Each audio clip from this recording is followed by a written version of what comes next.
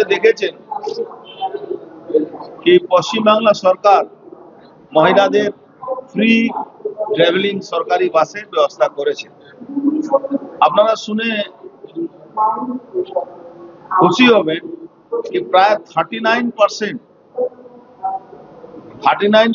বাসে মহিলাদের যাতায়াত হয়েছে। 39.9% মহিলারা এই যে ফ্রি ট্রাভেলিং যে সরকারি বাসে তারা সে লাভ পেয়েছে। আপনারা ইতিমধ্যে দেখেছেন আয়ুষ্মান ভারত নিয়ে অনেক রকম দুষ্প্রচার বিগত সরকার করত। 16 তারিখে আয়ুষ্মান ভারত লঞ্চ হয়েছে পশ্চিমবাংলা। আপনারা দেখেছেন আমাদের সরকার বলেছিল যে আমরা অন্নপূর্ণা ভান্ডার চালু করব। আজকে নানা রকম সমস্যা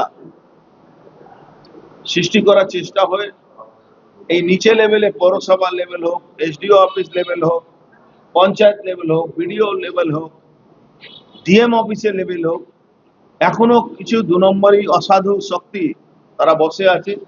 তারা আমাদের সরকারকে বদনাম করার জন্য চেষ্টা করে। তারা আমাদের প্রজেক্টগুলো যেটা জনমুখী প্রজেক্টগুলো যাতে মানুষ সুযোগ সুবিধা না পায় তার জন্য বাধা দেওয়ার সৃষ্টি হয়।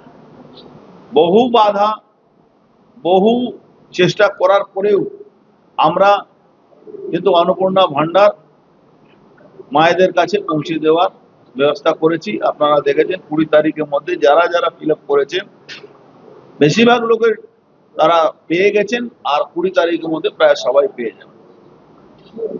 ইতিমধ্যে আপনারা দেখেছেন যে আয়ুষ্মান ভারত যারা পাবেন যে ক্রাইটেরিয়ার মধ্যে, আর যারা পাননি তাদের জন্য মুখ্যমন্ত্রী স্বাস্থ্য বীমা যোজনার মধ্যে মুখ্যমন্ত্রীও সেই ব্যবস্থাটা করেছেন। যারা পাবেন না ওখান থেকে পাবেন। এই জনমুখী কাজগুলো যেভাবে সারা বাংলা হচ্ছে সেটা আপনারা সবাই উপলব্ধি করুন।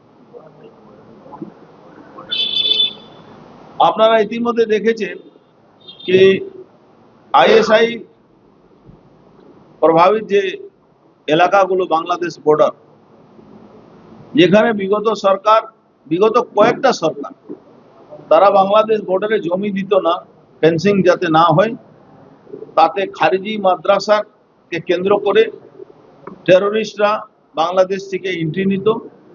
সেই জায়গা আমাদের কমিটমেন্ট ছিল যে আমরা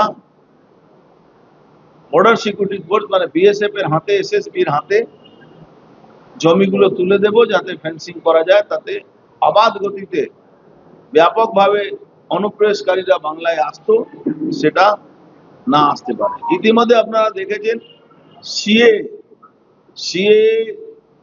আইনকে প্রয়োগ করে বহু মানুষ যারা ভারতবর্ষের নাগরিকতা তাদের ছিল না, তাদের নাগরিকতা সার্টিফিকেট দেওয়া হয়েছে। আপনারা ইতিমধ্যে এটাও দেখেছেন কি আমরা নতুনভাবে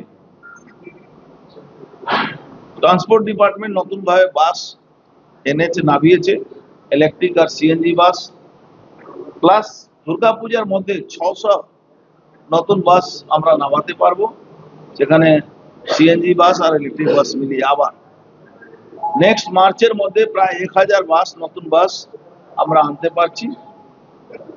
আগামী দিন আপনারা এটাও দেখতে পারবেন বাংলার নাম, ওয়েস্ট বেঙ্গল নাম সারা ভারতবর্ষের মধ্যে লোক দেখতে পারবে ভালো দিক থেকে।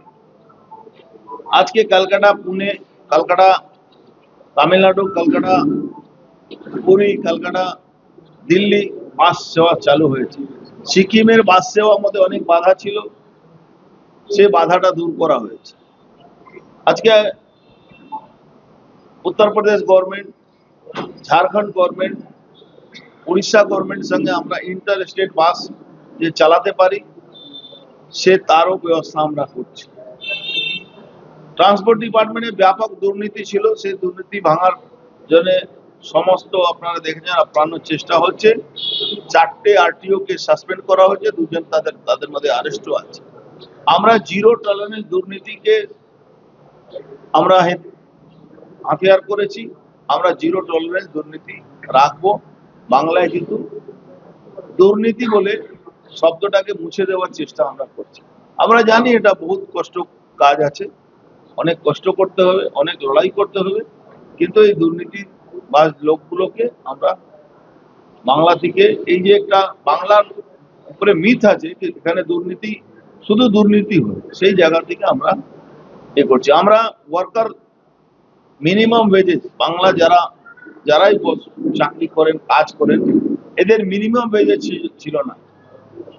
হেফাজত ভাবে যেখানে কোথাও 200 টাকা, কোথাও 300 টাকা, এটা একটা আমরা রুল ফ্রেম করেছি যে মিনিমাম ওয়েজেস প্রত্যেকটা ইন্ডাস্ট্রিকে দিতে হবে 406 টাকা।